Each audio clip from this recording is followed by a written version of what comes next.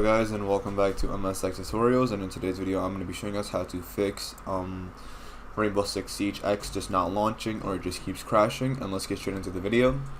So the first thing that you guys can do is go ahead, and if you have Rainbow Six Siege already open and it's causing issues, like it just every time you try to launch it, it just keeps crashing, what you can do is you can go ahead and open up the task manager by clicking on Control Shift and Escape at the same time, or just searching it up in the search bar.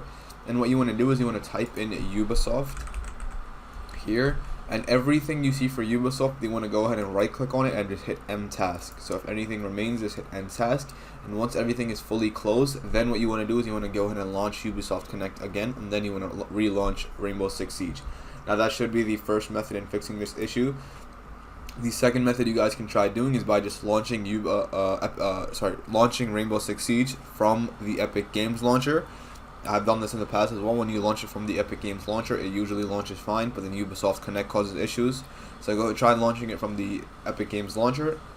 And then the third and final method you guys can do is just by restarting your PC. And once you do all of these methods, you guys should be good to go, and that is it for the video. So thank you guys for watching. Make sure to give the video a thumbs up, subscribe to the channel, and have a great day.